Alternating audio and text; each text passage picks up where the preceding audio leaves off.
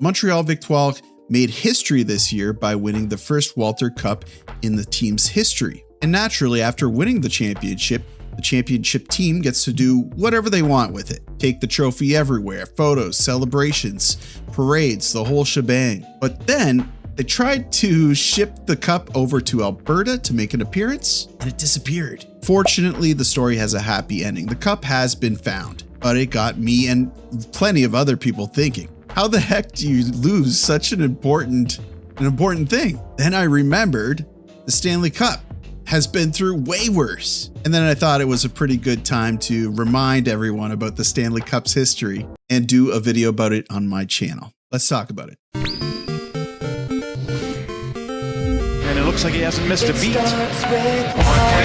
I don't know why. It doesn't even matter how hard you try. So it's been pretty quiet in the hockey community online. Not a whole lot of news. Some minor league stuff. The KHL has started their preseason and we're seeing some initial takes about Gleb. He is back up with Torpedo. Once I get some interesting news about that, yeah, I'll feed it to you. But, there's not very much going on. So I thought that the topic of this video was a really good idea to get out there. Plenty of people just itching for hockey, and it's apparent that you guys are too.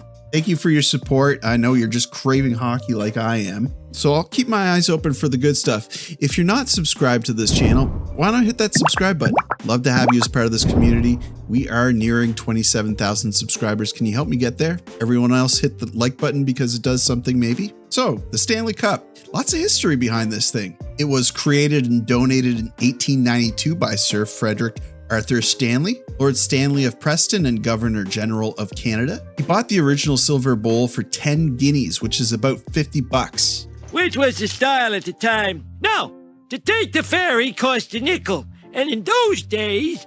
And he used it to award Canada's top amateur hockey team. It was first awarded in 1893. The first winner, Montreal Hockey Club. But as I mentioned in the intro, a lot of weird things happened to this cup. A lot of historic things, a lot of cool things. But in this video, I'm going to talk about some of the weirder stuff. Let's start with something that sounds like it should be impossible. In 1961, the Stanley Cup was sitting inside a display case at Chicago Stadium while the Montreal Canadiens were playing the Blackhawks, and one Montreal fan wasn't particularly happy with how things were going. So he did what any reasonable hockey fan would do.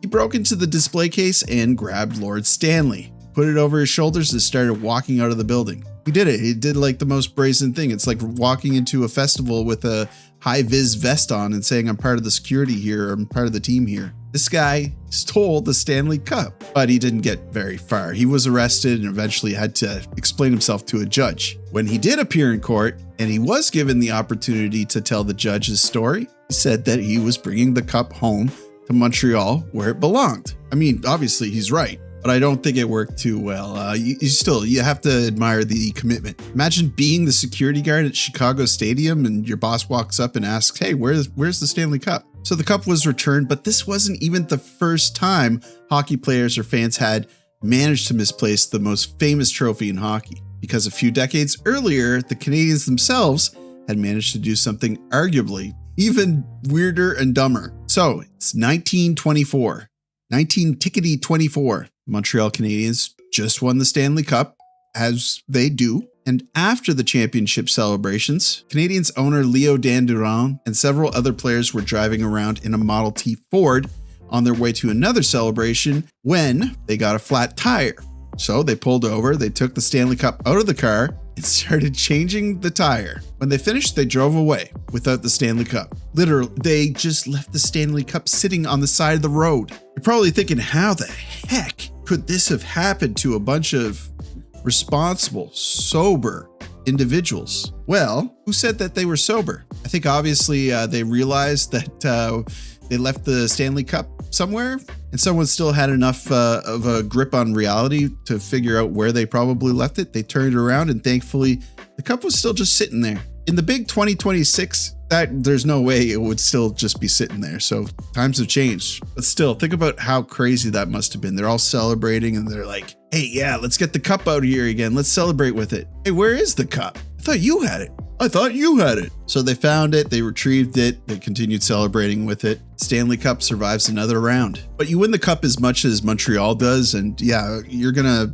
pull some stupid things off with it. Yet, somehow, a team like the Toronto Maple Leafs managed to do even worse. 1962. The Toronto Maple Leafs have just won the Stanley Cup. And naturally, they wanted to celebrate with it. They wouldn't get too many other chances. Anyway, they decided to have a party. There was a bonfire, alcohol, of course. Alcohol and hockey players. You know what happens when you get alcohol and hockey players together. Well, one thing leads to another, and the Stanley Cup is in the bonfire. They probably didn't want to put the Stanley Cup in the bonfire, but somehow that's where it ended up. The cup was badly damaged, and it had to be repaired. Which means at some point in Stanley Cup history, somebody had to take the cup and explain that, yeah, it got put in a fire, it was damaged a little bit. And that's just 3 stories about the Stanley. There's so many more. It's been peed in, it's been used as a flower pot, it's been used to eat hot dogs out of. This thing's been used and abused. So I'm kind of happy that the Walter Cup has, its first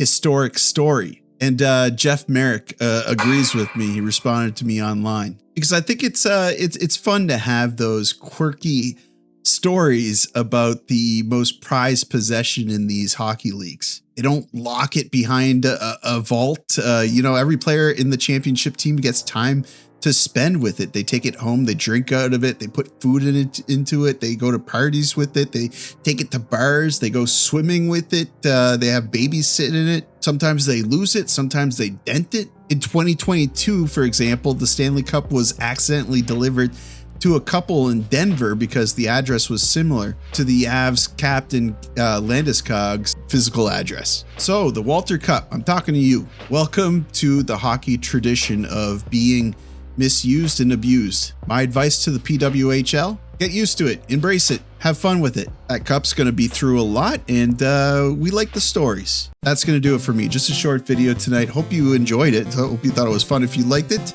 I could probably do a longer version of the history of the Stanley Cup. Let me know down in the comments if you enjoyed this, if you thought it was fun. Maybe just something quick to listen to while you have your breakfast. But I hope you're having a good day. Take care of yourselves, and you know what to do. Like the video, helps me probably. Subscribe if you're not already subscribed. I'd love to have you. And as always, I will see you down in the comments.